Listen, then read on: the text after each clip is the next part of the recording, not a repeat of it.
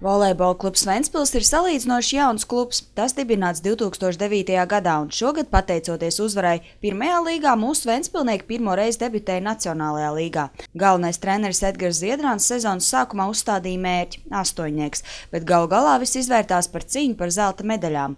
Noslēdzoties finālsērijai, mūsējie ar 3-1 piekāpās Aizputes komandai.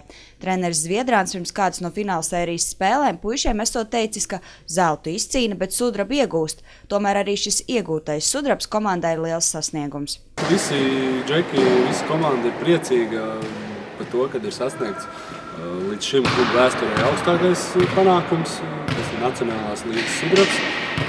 Un atskatoties uz sezonu bija ļoti gara, 12 komandas, kopā nospēlētas 35 spēles, ar ieskaitot arī Latvijas kausu, kur spēlējām pret Latvijas čempioniem, RTU robežsardze, kā saka, nebija kauns viņiem zaudēt, jo viņi tomēr čempioni. Arī sezona bija smagi tieši fiziski un garie pārbraucieni.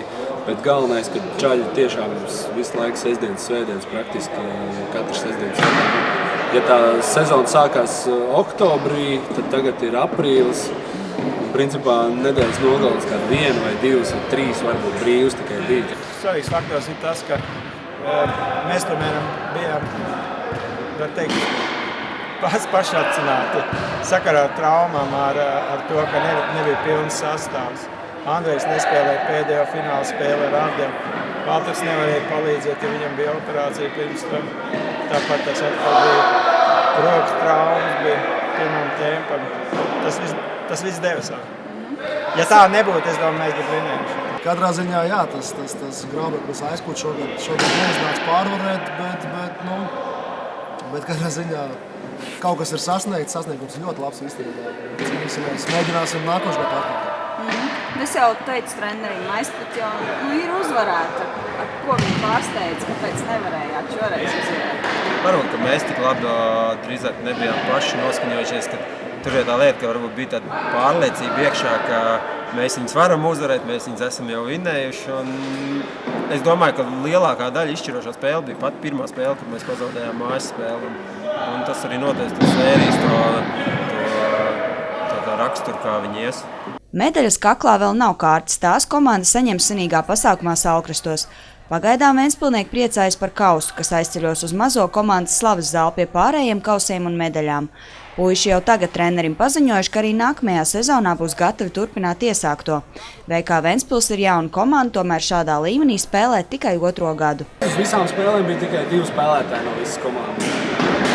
Kuri tie ir? Dzelsvīri? Protams, cēlājs Ants Maksimovs, bez kura mēs vispār nevaram saspēli izvirzīt tādu, kādu vajag. Un Kristaps Šepta, jaunpienācējs, kā saka, nāca ar 100% atdevi uz visām spēlēm. Tas ir tikai priecājis par to, ka viņam arī bija, protams, dzirkstele, acīs un deksme, bet tieši salīdzinoši jauns, tāpat kā Ants un Kristaps, viņam bija jauns spēlētāji, tā kā viņiem vēl viss spēku gadu priekšā.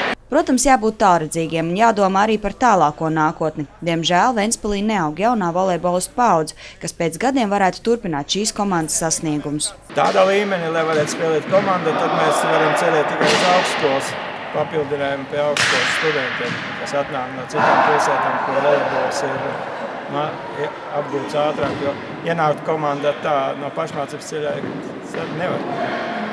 Ir jābūt kaut kādās sportskolas pamatiem. VK Ventspils tagad bauda pelnītu atpūtu, bet pēc kāda laika jau sāks kaut plānus nākamajai sezonai. Vasarā aktīvi nodarbosimies pludmales volejbolu, Jūrmalā noteikti, dzīvot svaigā gaisā. Vasarā puiši nesēdēs rokas klēpī salikuši un Ventspils pludmalē tiks organizēts pludmales volejbola turnīrs. Tuvākajā laikā klubs dosies apciemot arī vienus no saviem karstākajiem atbalstītājiem uz Stiklu internātu pamatskolu ar dāvanām un pateicības veltēm. Bet par to stāstīsim kādā no turpmākajiem Kurzemes televīzijas sižetiem. Gīta Mārtiņasona, Marks Sumnenijs, Kurzemes televīzija.